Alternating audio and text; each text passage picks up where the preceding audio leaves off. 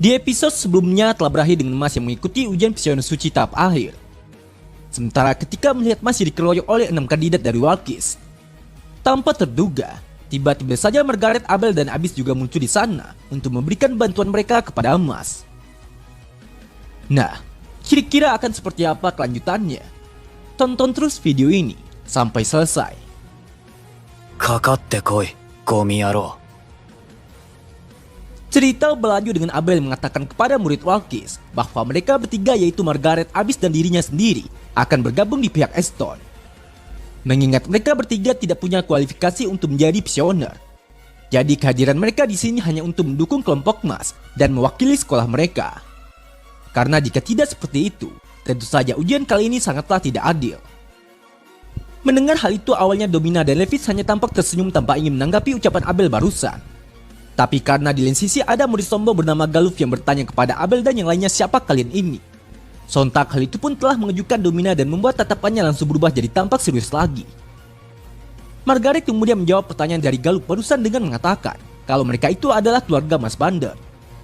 Namun ketika Mas mendengar Galuf yang kembali mengatakan, "Oh, jadi kalian keluarga, aku suka itu."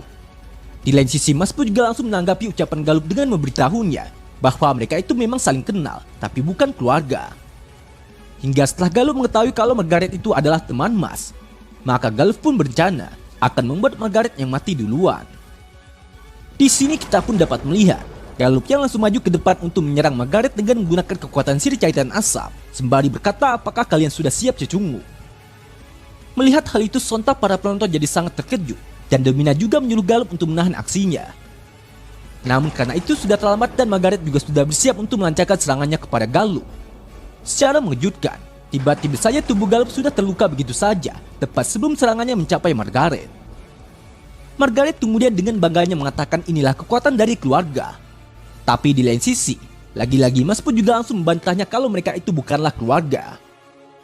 Sementara setelah Galuf memuji Margaret kalau kemampuannya itu ternyata boleh juga, sontak Margaret pun jadi sangat terkejut saat melihat tubuhnya yang sudah terluka juga. Padahal dia tidak tahu kapan itu terjadi. Melihat kejadian itu, Domina pun sekali lagi menyuruh Galuf untuk mundur. Karena dia yakin, bahkan bagi Galuf sekalipun pastinya tidak akan lepas dari Margaret tanpa terluka. Margaret kemudian berkata kepada Domina, "Aku sudah dengar rumornya, tapi jika bertarung denganmu, sepertinya akan menyenangkan." Namun tepat di saat Margaret baru saja mengatakan hal itu, lagi-lagi Margaret malah kembali dikejutkan dengan Domina yang menunjukkan energi sihir gelapnya sembari menjawab, "Apa kau yakin walau tingkatku itu sangatlah berbeda? Baiklah, akan kuizinkan kalian bertiga ikut serta." Mendengar hal itu, sang MC pun langsung menyela pembicaraan Domina dan Margaret dengan meminta untuk jangan membuat keputusan sendiri. Karena walau bagaimanapun juga, mengenai tambahan peserta dari Eston harus diperiksa dengan pihak Virus Sihir terlebih dahulu. Sedangkan untuk turnamennya, itu diadakan besok lusa di tempat yang berbeda.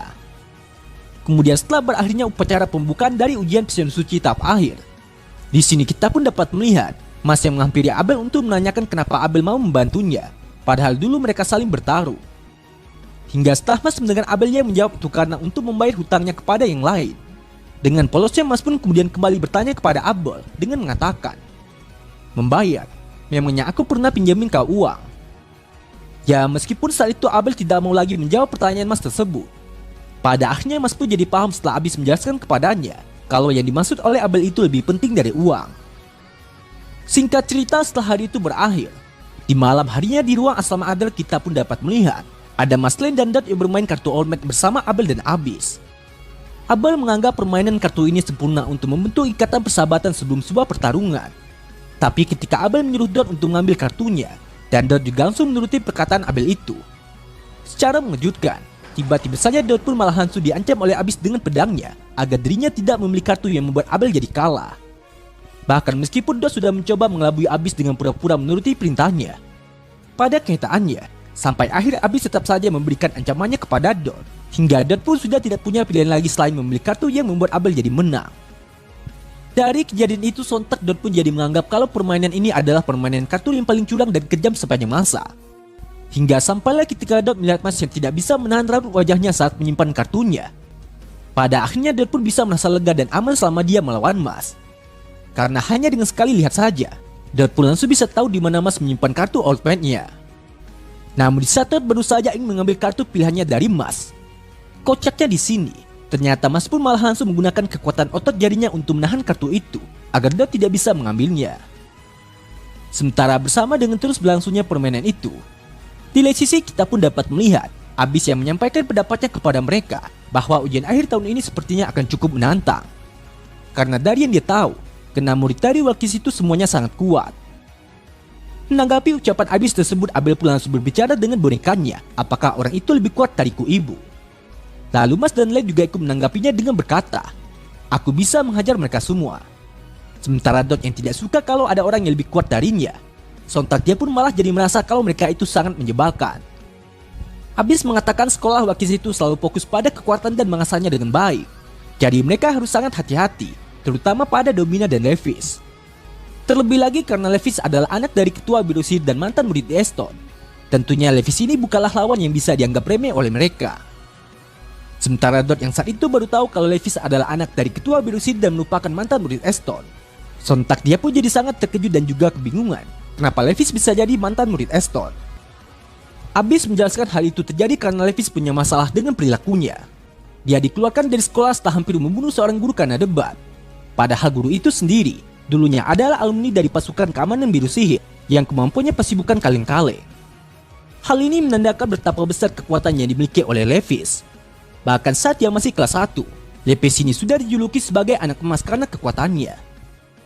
Sedangkan pemimpin mereka yang bernama Domina, dia adalah orang yang paling berbahaya di antara yang lainnya.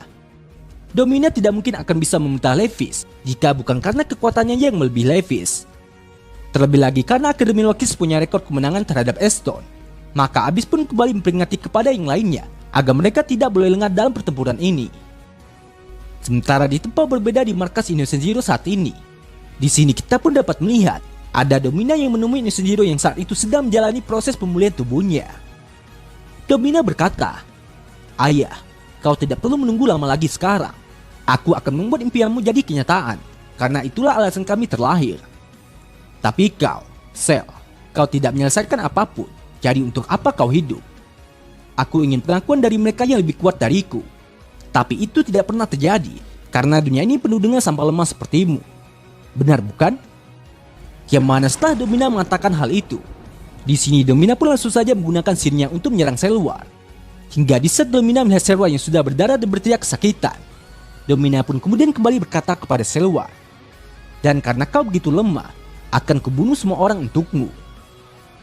Di keesokan harinya dalam 2 hari menjelang turnamen dimulai, di sebuah sudut kota di dunia sihir, di sini kita pun dapat melihat ada kehebohan di tengah masyarakat karena berita tentang Akademi Eston yang menominasikan seorang visioner tanpa sihir. Hingga tidak berselang lama setelah Mas dan kelompoknya bermain kartu selama 15 jam tanpa tidur. Sesaat kemudian mereka pun dikejutkan dengan Vin yang saat itu datang ke sana untuk memberitahu kepada Mas bahwa mereka punya masalah besar dan cepatlah lihat keluar. Di sana sudah ada banyak masyarakatnya berdemo untuk meminta agar Mas dikeluarkan dari sekolah karena dia tidak punya kekuatan sihir. Mereka tidak terima orang tanpa sihir seperti Mas akan berada di puncak Akademi Sihir. Mas Bardet harus dihukum sesuai aturan yang berlaku.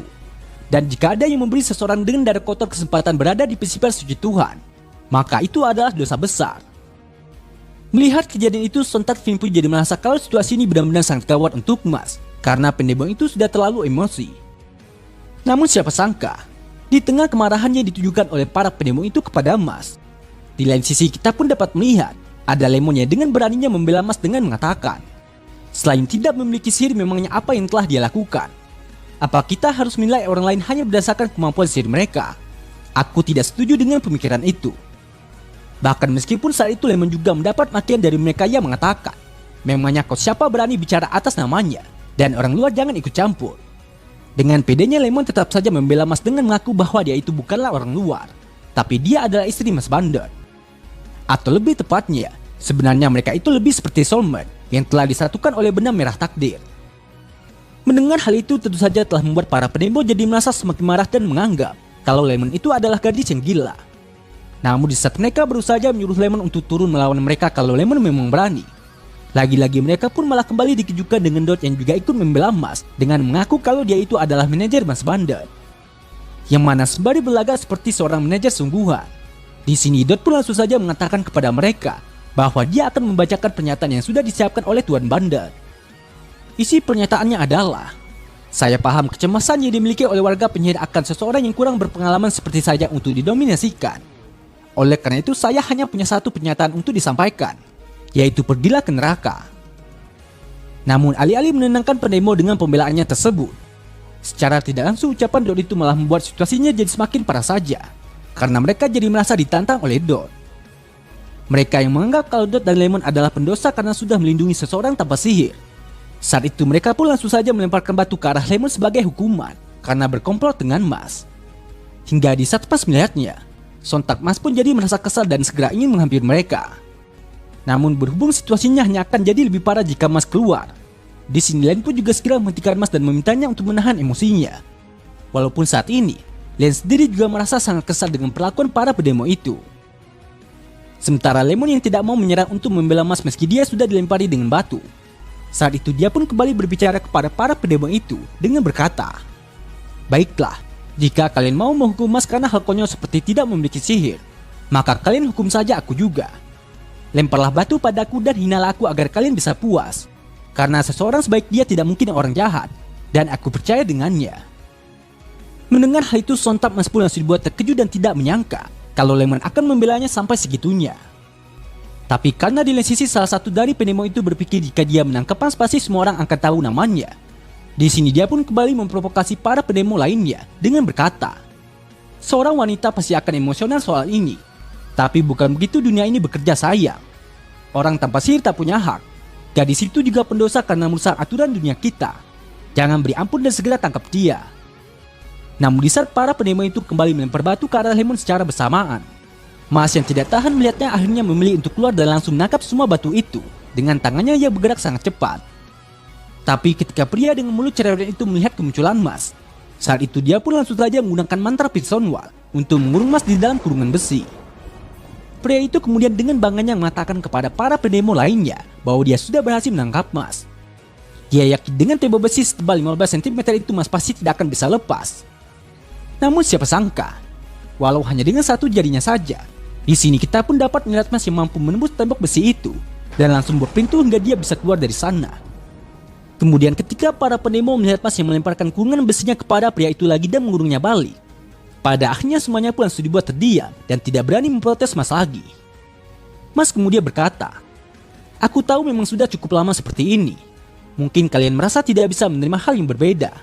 Tapi aku akan naik ke puncak dunia sihir. Dan akan kubuktikan kalau tidak punya sihir itu juga tidak masalah. Sementara di saat para pendemo itu ingin memprotes Mas lagi karena ucapannya barusan, tiba-tiba saja kepala sekolah pun juga muncul di sana untuk meminta maaf karena keputusannya telah mengejutkan beberapa dari mereka.